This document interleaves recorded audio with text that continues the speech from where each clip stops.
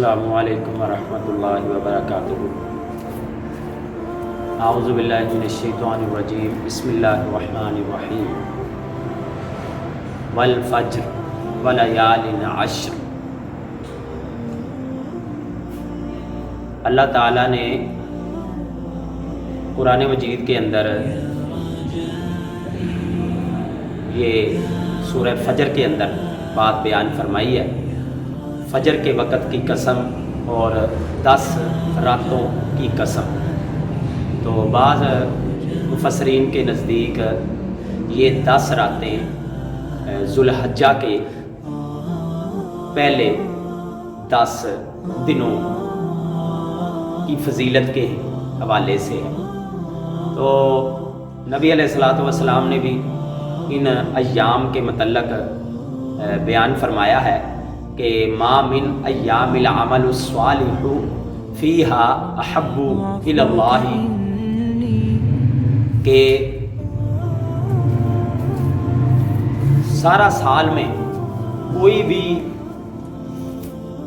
जो दिन है वो इन 10 दिनों की इबादत से ज़्यादा अल्लाह को महबूब नहीं है। यानी कि ये 10 दिन की इबादत अल्लाह ताला को साल में जितने भी दिन हैं उन सब से ज़्यादा महबूब है।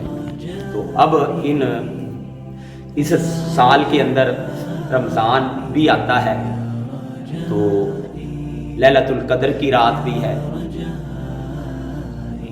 तो ये सारी उनकी अपनी फजीलत है। इस 10 दिन के अशरे ज़ुल्हज्जा का जो पहला अशरा है इसकी भी अपनी फजीलत है।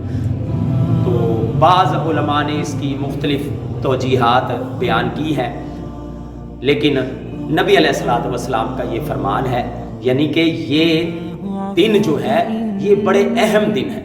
तो हमें इन 10 दिनों में जो है वो अल्लाह की ज़्यादा से ज़्यादा इबादत करनी चाहिए। हाफ़िज़ इब्न हजर राहिमहुल्लाह ने फतहुल बारी के अंदर ये नुक्ता बयान किया है कि शायद इन 10 दिनों के अमाल जो है अल्लाह को इसलिए महबूब है कि इन 10 दिनों के अंदर बहुत सारी नेकियां जमा हो जाती हैं। हज, कुर्बानी का पहला दिन, और इसी तरह जो है वो रोज़ा, तो तकबीरात, तो ये जो है ये इसलिए शायद ये दिन बहुत ज़्यादा फजीलत वाले हैं। तो 9 तारीख का रोज़ा जो है अरफा का रोज़ा, उसके मतलब तो नबी अलैहिस्सलातु वस्सलाम से पूछा गया, तो आपने फरमाया कि अन युकफ्फिर सनत तल मादियाती वल बाकिया, कि मैं अल्लाह से उम्मीद करता हूँ कि इस एक रोज़े की वजह से अल्लाह ताला 2 साल के गुनाहों को मुआफ़ फरमा देता है। तो हमें इन 10 दिनों में ज़्यादा से ज़्यादा जो है ये इबादात का इत्माम करना चाहिए। तकबीरात जो है वो जिस तरह के अबू हुरैरा रज़ी अल्लाह ताला अन्हु, अब्दुल्ला बिन उमर रज़ी अल्लाह ताला अन्हु, उनके मतलब आता है कि वो बाज़ारों में निकल जाते तो तकबीरात का एहतमाम करते। तो ये दिन जो है, इसी तरह ये महीने भी हुर्मत वाले महीने हैं। ज़ुल्हज्जा का महीना, उससे पहले ज़ुल्क़ादा और उसके बाद मुहर्रम, तो ये 3 महीने पे दर पे। तो इसमें हज का जो है वो हाजी एहतमाम करते हैं। तो हज करने वाला, उसकी अपनी बड़ी फजीलत है, वो अल्लाह का मेहमान है। हज जो है बहुत सारे लोग हज पर गए हैं जिनको अल्लाह ने तौफीक दी है, तो ये बहुत बड़ा अमल है। लेकिन जो पीछे रह जाने वाले हैं तो उनके लिए जो है वो ये दिन जो है वो बड़े मोहतरम हैं, एहतराम वाले हैं और बड़ी फजीलत वाले हैं। तो हमें इन 10 दिनों के अंदर जो है वो ज़्यादा से ज़्यादा इबादत करनी चाहिए, और जो है वो तकबीरात और इसी तरह रोज़ों का भी ज़्यादा से ज़्यादा एहतमाम करना चाहिए। अल्लाह ताला से दुआ है कि अल्लाह ताला हमें समझकर अमल करने की तौफीक दे, और इन कीमती औकात से अल्लाह हमें फ़ायदा उठाने की तौफीक दे। पता नहीं ज़िंदगी में फिर ये दिन दोबारा किसको नसीब होते हैं। बड़े अहम दिन हैं, इनको ज़ाया मत करें।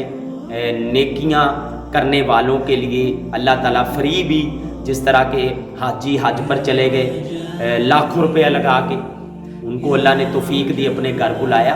तो जिनके पास वसाइल नहीं है, इस्तात नहीं है, वो यहाँ पे रह के जो है वो इन चीज़ों का एहतमाम करें। और इसी तरह कुर्बानी करने वाले जो लोग हैं वो उनको भी जो है एक पाबंदी उन पर कि वो अपने बाल और नाखून वगैरह वगैरह ना कटवाएं। हाजियों के लिए ये पाबंदी जो है अल्लाह ताला लगाता है। तो मुहर्रम एहराम वाला, तो पीछे जो लोग हैं वो इन पाबंदियों से जो है अल्लाह की रज़ामंदी हासिल कर सकते हैं। और जो कुर्बानी नहीं कर सकते वो भी अगर इन पाबंदियों को जो है वो जिस तरह के हदीस के मुताबिक वो भी जो है वो नियत कर लें और अपने बाल और नाखून ईद वाले दिन कटवा लें, इंशाल्लाह उनको भी अल्लाह कुर्बानी का सवाब दे देगा। तो ये मौक़े हैं, इनको ज़ाया नहीं करना चाहिए। जब अल्लाह ताला रहमतें बरसा रहा हो तो उसकी रहमतों को समेटना चाहिए। अल्लाह समझ के अमल की तौफीक दे। वमा अलैया इल्लल बलागुल मुबीन।